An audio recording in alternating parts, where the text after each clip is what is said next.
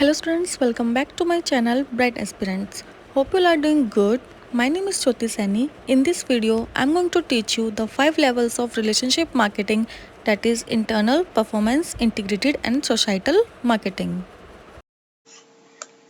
Okay, so there are mainly 5 levels in relationship marketing. First one is basic marketing. The basic marketing में क्या होता है आपका the sale person sells to the final customer. ये होता है आपका डायरेक्ट सेल. जब आप किसी शॉप पर गए और आपने डायरेक्टली कोई सीन या फिर कोई भी अपनी रिक्वायरमेंट को आपने परचेज कर लिया. यहाँ पर जब सेलर आपको डायरेक्टली परचेज कर देगा वो होगा आपका direct sale, also known as basic marketing. Then the second one is reactive marketing. Reactive marketing के अंदर क्या होगा, the salesperson sell this product and encourage the customer to call for any comments or inquiries. यहाँ पर अब वहां पर उसने बस अपना प्रोडक्ट सेल कर दिया और खत्म. अब यहाँ पर क्या होगा, the sale person sells the product and encourage the customer to call for any comment और इंक्वायरीज. अब यहाँ पर क्या होगा, इसके अंदर क्या होगा, कोई भी जो कस्टमर होगा वो पहले सामान खरीदने से पहले कस्टमर को क्या करेगा, पहले सेल्समैन को क्या करेगा, कॉल करेगा किसी कमेंट के लिए, किसी इंक्वायरी के लिए, या फिर उसको कोई भी सामान की नीड है वहां पर, वो क्या करेगा, वहां पर आपको कॉल करेगा. उसके बाद आप उस प्रोडक्ट को अरेंज कराओगे, देन उसको आप सेल करोगे. यहाँ पर ऐसे ही डायरेक्ट सेल, जो यहाँ पर डायरेक्ट सेल हुई थी, यहाँ पर वो चीज ये सेल यहाँ पर नहीं होगी.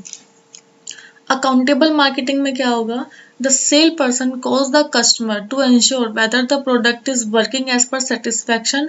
अब यहाँ पर जो सेल पर्सन होगा वो कस्टमर को कॉल करेगा कि क्या वो जो प्रोडक्ट उसने खरीदा था, क्या वो सही से वर्क कर रहा है, सेटिस्फाइड है वो उसके प्रोडक्ट से, उसके प्रोडक्ट में कोई दिक्कत तो नहीं. यहाँ पर एक तरीके से क्या होगा, आप यहाँ पर क्या ले रहे हो, फीडबैक ले रहे हो, सजेशंस ले रहे हो कि अगर कोई इशू है अगर प्रोडक्ट में तो we can improve our service and the product. ठीक है, तो इसके अंदर क्या होगा, यहाँ पर ये रिस्पॉन्सिबिलिटी, यहाँ सेलर की जो रिस्पॉन्सिबिलिटी होगी यहाँ पर. तो अकाउंटेबल का मतलब भी होता है रिस्पॉन्सिबल. हम किसी को जवाब, अकाउंटेबिलिटी क्या होती है, जवाब देने वाली जो चीज होती है. तो अकाउंटेबल मार्केटिंग में क्या होगा, सेल पर्सन कॉल करेगा कस्टमर को कि if the product that you have bought recently is okay और नॉट एट वर्किंग एक्यूरेटली और नॉट. प्रोडक्टिव मार्केटिंग में क्या होगा आपका, the company works continuously with its large customer to help improve performance. यहाँ पर जो कंपनी है वो कंटिन्यूसली वर्क करती है अपने जितने भी आपके कस्टमर्स हैं यहाँ पर क्या करने के लिए, अपनी परफॉर्मेंस को इम्प्रूव करने के लिए. This is specially seen in financial companies where the movement in the financial market induces the company to make changes regularly. However, at the same time, these financial companies must take care of their customers as well. Thus, they win regular feedback from their large customer sharing, developing their products accordingly. यहाँ पर जो company होगी वो continuously regular time periods पर यहाँ पर अपने customer से फीडबैक लेती रहेगी. इसके अंदर भी फीडबैक था आपका, लेकिन इसके फीडबैक का मतलब था बस आपने कोई चीज अगर परचेज किया है वो तब आपको कॉल करेंगे यहाँ पर, और आपको कॉल करेंगे खत्म यहाँ पर. लेकिन इसके अंदर जो कंपनी है वो रेगुलरली कस्टमर से क्या करती रहेगी, बात करती रहेगी, यहाँ पर उनसे फीडबैक आपका लेती रहेगी. यहाँ पर क्या करने के लिए, इम्प्रूवमेंट करने के लिए. पार्टनरशिप मार्केटिंग में होगा आपका, the company works continuously with its large customer to improve its performance. An example would include Generic Electric, which has stationed engineers to its third-party services centers to improve overall performance in partnership. GE is ensuring optimum relationship development with the parent brand. अब इसके अंदर भी same चीज है partnership market में, लेकिन यहाँ पर आ जाएगी आपकी एक थर्ड पार्टी आ जाएगी. यहाँ पर कंपनी कस्टमर से डायरेक्ट डील नहीं करेगी, एक बीच में एक आपकी थर्ड पार्टी होगी जो आपके कस्टमर से यहाँ पर डील करेगी. यहाँ पर थर्ड पार्टी, ठीक है. इसके अंदर डायरेक्टली था, अकाउंटेबिलिटी मार्केटिंग के अंदर डायरेक्टली फीडबैक था, बस एक ही बार फीडबैक था. प्रोडक्टिव मार्केटिंग के अंदर कंपनी कस्टमर से डील करती है और रेगुलर डील करती है. पार्टनरशिप के अंदर भी कंपनी के बीच और कस्टमर के बीच में एक थर्ड पार्टी होगी जो कस्टमर से डील करेगी वहां पर. तो this are the basic difference between three, and the basic और ये रिएक्टिव तो आपका नॉर्मल है यहाँ पर. तो these all are the 5 levels of relationship marketing. यहाँ पे एक समराइजेशन दिया हुआ है. बेसिक मार्केटिंग सिंपली सेल करेगी, रिएक्टिव मार्केटिंग में सेल करेगी और कॉल करेगी कि उनके प्रोडक्ट के ऊपर क्या है, वहां पर उनकी रिएक्शंस क्या है. यहाँ पर होंगे आपके फोन कस्टमर्स होंगे आपके, यहाँ पर contact form time to time contact करोगे, यहाँ पर वर्क कंटिन्यूसली विद कस्टमर्स, और यहाँ पर क्या होगी आपकी एक थर्ड पार्टी होगी.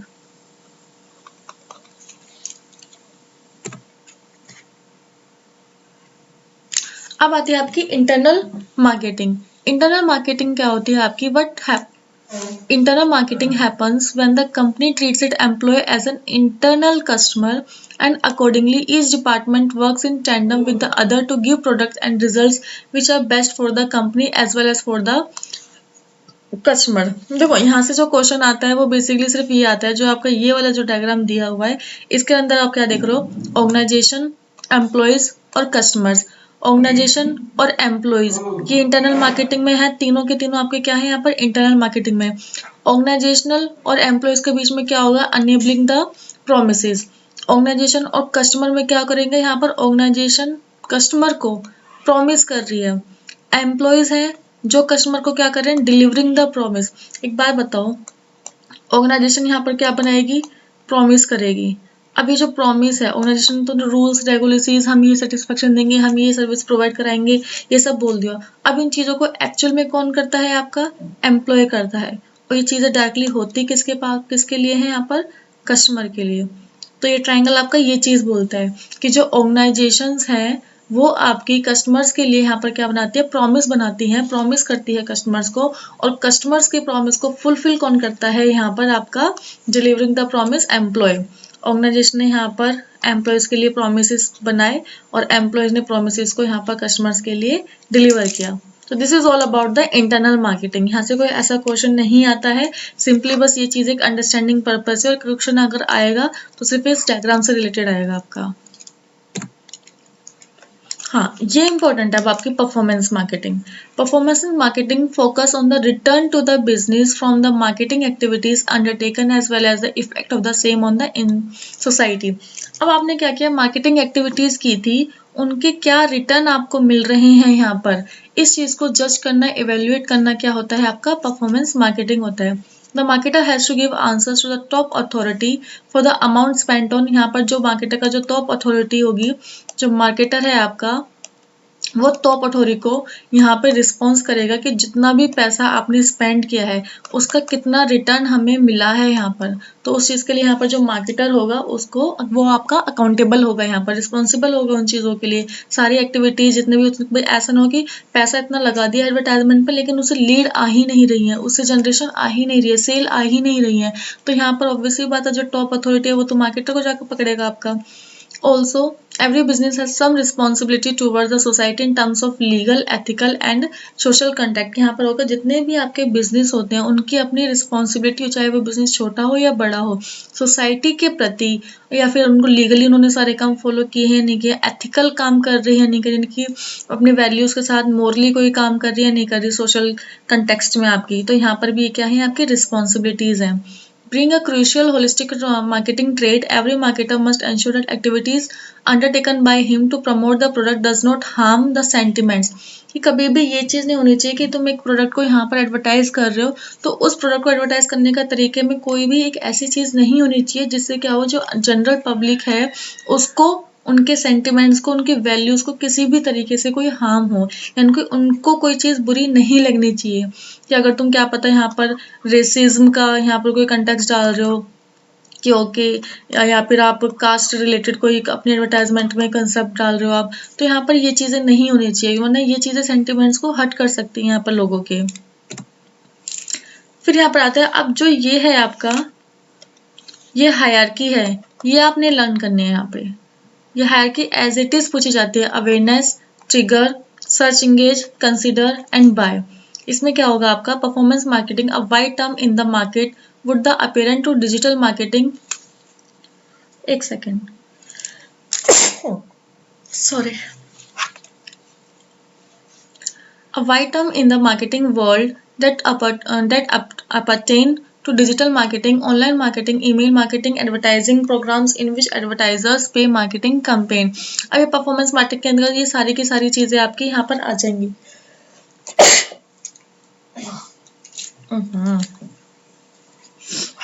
अब इसके अंदर आपने कुछ नहीं करना है, आपने बस इस चीज़ की हायरार्की को याद करना है। यहाँ पर अवेयरनेस में क्या होगी, कॉस्ट पर इंप्रेशन, ट्रिगर में ये चीज़ आपको नहीं याद करनी, सिर्फ आपको ये चीज़ ये सीक्वेंस में लगाने के लिए आ जाते हैं आपके, कि पहले आप क्या करोगे, अवेयर होगे किसी चीज़ के, फिर यहाँ पर आपको कॉस्ट पर क्लिक होता है कि ट्रिगर कितने हुए हो चीज़ें, सर्च करोगे फिर उस चीज़ के बारे में, फिर उसको लेने से पहले कंसिडर करोगे एक बार चीज़ों की कि लेना चाहिए मुझे, नहीं लेना चाहिए, नीड है या नहीं है नीड, फिर एट लास्ट आप क्या कर लोगे, उसको बाय कर लोगे यहाँ पर।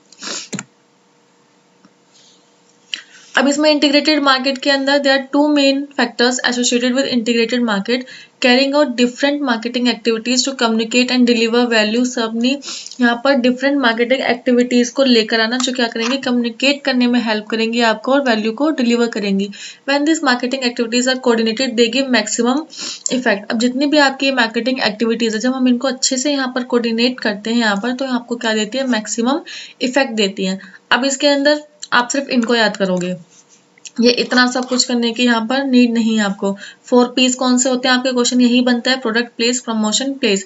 4 C's कौन से हैं, अब देखो ये चीज इनके यहाँ पर प्रोडक्ट क्या है, प्रोडक्ट को आपने यहाँ से रिप्लेस कर सकते हो, कस्टमर। 4 E's में वो experience, convenience, communicate, cost, everywhere, evangelism, यहाँ पर इसी का ये नाम है दूसरा, यहाँ पर ये एक्सचेंज। तो ई वाला इतना इंपॉर्टेंट नहीं है आपके, बाकी के ये तो आपके इंपॉर्टेंट है, और ये तो सबसे ही इंपॉर्टेंट है आपका 4 P's।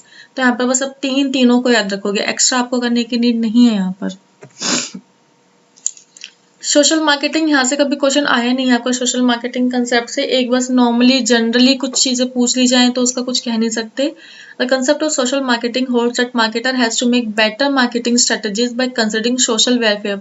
अब मार्केटर जितनी भी मार्केटिंग स्ट्रेटजीज बनाएगा, वो सोसाइटी के वेलफेयर को, कंपनी के रिक्वायरमेंट और कस्टमर की डिमांड को कंसिडर करके ही बनाएगा। यहाँ पर सोशल मार्केटिंग आपका कंसेप्ट बेसिकली होता है आपका development of society and human welfare, development society का डेवलपमेंट और ह्यूमन वेलफेयर के रिगार्डिंग होता है आपका।